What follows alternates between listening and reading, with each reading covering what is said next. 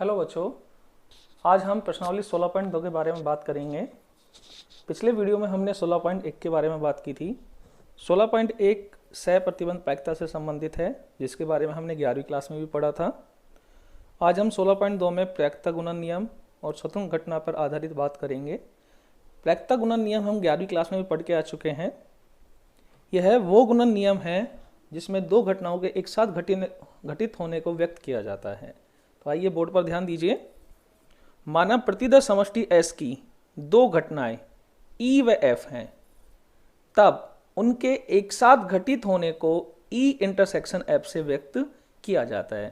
ध्यान दीजिए, हमने 11वीं क्लास में पढ़ा था कि दो घटनाओं के मध्य यदि और लगा हुआ है, जब और का उपयोग किया जाता है E और F, तो हम इन दोनों के मध्य इंटरसेक्शन का उपयोग करते हैं।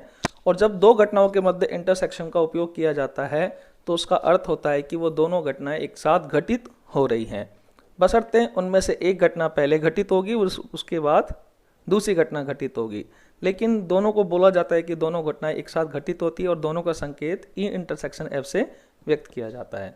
आइए, अब हमने 16.1 में सह प्रतिबंध प्रायिकता से के बारे में पढ़ा था कि ई की सह प्रतिबंध प्रायिकता ई अपॉन एफ के सापेक्ष ई की सह प्रतिबंध प्रायिकता, मतलब एफ घटना पहले घटित हो गई, उसके बाद ई घटना घटित हो रही है तो ई अपॉन एफ से दर्शाएंगे। तो इसका फॉर्मूला हमने पढ़ा था P E intersection F upon P F, या फिर एफ घटना पहले घटित हो गई, उसके बाद ई घटना घटित हो रही है, तो यहाँ पे एफ की सह प्रतिबंध प्रायिकता निकाली जा रही है, दोनों का इंटरसेक्शन बटा में पीई।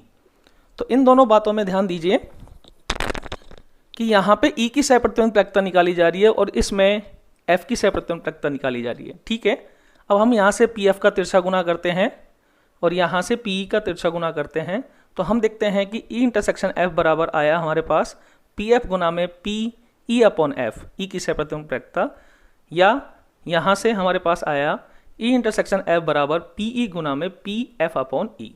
इन दोनों फॉर्मूलों में एक बात कॉमन है कि ये दोनों ई और एफ के एक साथ घटित होने की प्रायिकता को व्यक्त कर रहे हैं, लेकिन दोनों में अंतर भी है।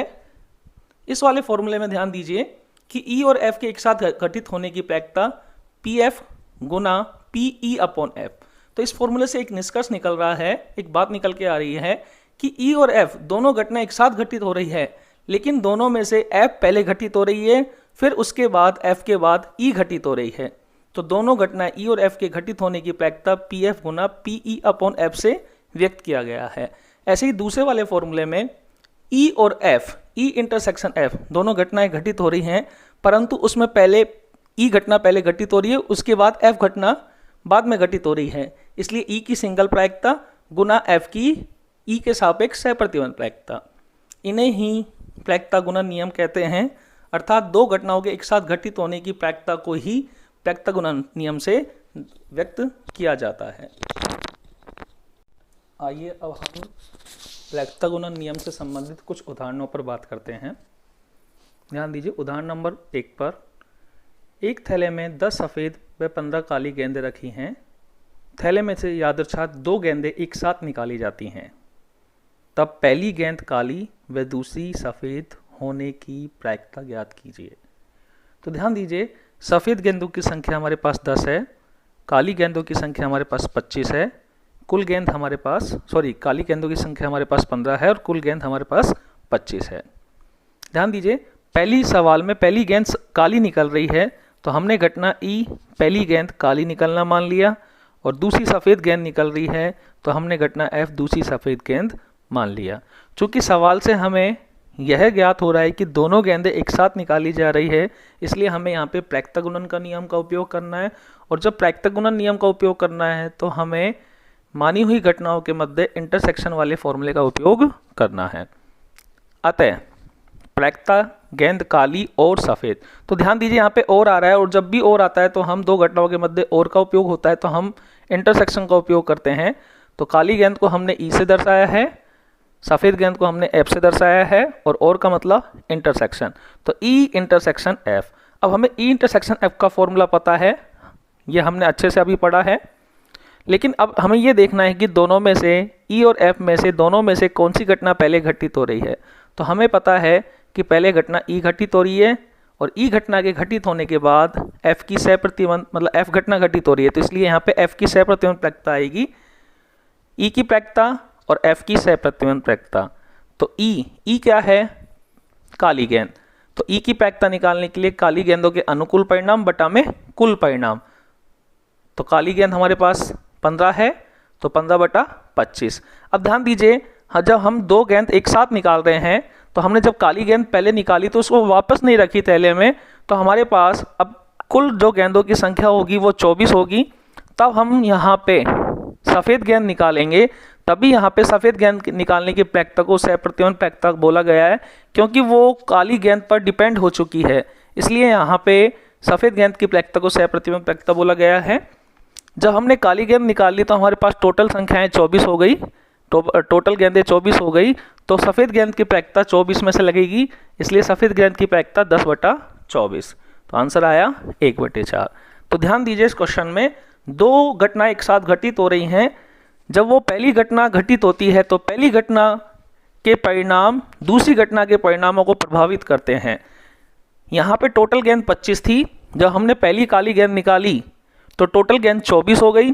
पहली गेंद काली निकालने की प्रायिकता 25 से लगी, और जब दूसरी गेंद सफ़ेद निकाली गई तो उसकी प्रायिकता 24 से लगी। ठीक है, एग्जाम्पल नंबर 2 पे आइए। ताश के 52 पत्तों में से 2 पत्ते एक साथ निकाले जाते हैं, तब पहले पत्ते के इक्के और दूसरे पत्ते के गुलाम होने की प्रायिकता ज्ञात कीजिए। तो इस सवाल को हम सीधा कर सकते हैं। ये मैंने आपको पहला सवाल तो ई और एफ घटना मान के दिखाया है, और हम इसको सीधा भी कर सकते हैं। जब हमें जानकारी हो तो हम सवाल को सीधा कर सकते हैं। कुल पत्ते 52 हैं, इक्के 4 हैं, गुलाम 4 हैं। हमें प्रायिकता निकालनी है इक्का और गुलाम की। जो हमने 2 पत्ते निकाले हैं, इक्का और गुलाम। ठीक है, तो इक्का निकालने की प्रायिकता, तो हम किसी भी परिणाम की प्रायिकता, किसी भी घटना की प्रायिकता निकालते हैं तो उसके अनुकूल परिणाम बटा में कुल परिणामों से निकालते हैं।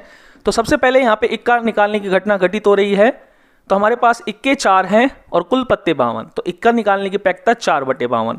चूंकि काम पूरा नहीं हुआ है, अभी हमें गुलाम और निकालना है। जब तक सारे पत्ते नहीं निकलेंगे घटनाएं पूरी नहीं होंगी। तो इक्का और गुलाम निकालने की घटना जब हम निकाल रहे हैं, प्रायिकता निकाल रहे हैं, तो इक्का निकालने की प्रायिकता 4/52। अब इक्के की प्रायिकता 52 से लगी है, अब वो पत्ता वापस निकल चुका है। जब हम गुलाम निकालने की प्रायिकता निकालेंगे तो गुलाम निकालने की प्रायिकता 51 से लगेगी। तो यहाँ पे अनुकूल परिणाम 4 और कुल पत्ते 51। तो इस तरह से हमने प्रायिकता गुणन नियम के 2 एग्जाम्पल पढ़े हैं। नोट पर ध्यान दीजिए, ये हम पहले भी बात कर चुके हैं। ए इंटरसेक्शन बी को हम ए गुणा बी से व्यक्त कर सकते हैं। जिस तरह से प्रायिकता गुणन नियम 2 पर आधारित होता है, उसी तरह से प्रायिकता गुणन नियम को हम 3 पर भी आधारित कर सकते हैं। अर्थात इसका मतलब है कि 3 घटनाएं एक साथ घटित हो रही हैं। तो ध्यान दीजिए, यहाँ पे A intersection B intersection C. यदि घटना ए पहले घटित हो रही है तो ए की सिंगल प्रायिकता, उसके बाद यदि बी घटना घटित हो रही है तो ए के सापेक्ष बी की सह प्रतिबंध प्रायिकता, और उसके बाद सी घटना घटित हो रही है तो ए और का मतलब इंटरसेक्शन ए और बी के सापेक्ष सी की सह प्रतिबंध प्रायिकता। तो बारी बारी से जितनी भी घटनाएं एक साथ घटित होती हैं तो बारी बारी से उनकी प्रायिकताओं का गुणन लिखा जाता है। तो सबसे पहले उस घटना की प्रायिकता लिखी जाती है जो पहले घटित होती है। फिर पहले घटित होने वाली घटना के सापेक्ष दूसरी घटना की प्रायिकता लिखी जाती है। फिर पहली और दूसरी दोनों घटना के सापेक्ष तीसरी घटना की प्रायिकता लिखी जाती है। ठीक है, वीडियो को लाइक और सब्सक्राइब करिए, और जैसे भी आपको कोई कमी या अच्छाई लगे तो मैसेज बॉक्स में ज़रूर छोड़िए। अब स्वतंत्र घटना दूसरा पॉइंट है 16.2 का। ध्यान दीजिए, माना प्रतिदर्श समष्टि S की 2 घटनाएं E व F हैं। यदि दोनों घटनाओं के एक साथ घटित होने पर ये घटनाएं एक दूसरे को प्रभावित न करें तो ये परस्पर स्वतंत्र घटनाएं कहलाती हैं। देखो, ये हमने 11वीं क्लास में भी पढ़ा था स्वतंत्र घटनाओं के बारे में। ठीक है, जब ये दोनों स्वतंत्र घटनाएं हैं E और F, तो F के सापेक्ष E की सह प्रतिबंध प्रायिकता उसकी सिंगल प्रायिकता के बराबर होगी। इसी प्रकार E के सापेक्ष F की सह प्रतिबंध प्रायिकता F की सिंगल प्रायिकता के बराबर होगी, क्योंकि F के सापेक्ष ई की जब सहप्रतिबंध प्रायिकता निकाली जा रही है तो सहप्रतिबंध प्रायिकता तभी निकलती है जब एफ की घटना पर ई डिपेंड हो। यहाँ पर ई और एफ दोनों स्वतंत्र घटनाएं हैं, इसलिए एफ के सापेक्ष ई की सहप्रतिबंध प्रायिकता उसकी स्वयं की सिंगल प्रायिकता के बराबर होगी। प्रायिकता गुणन नियम से दो घटनाओं के एक साथ घटित होने की प्रायिकता ई इंटरसेक्शन एफ से व्यक्त करते हैं। हमने ये पढ़ा था यदि एफ घटना पहले घटित हो रही है और उसके बाद यदि ई घटना बाद में घटित हो रही है तो ई की सहप्रतिबंध प्रायिकता।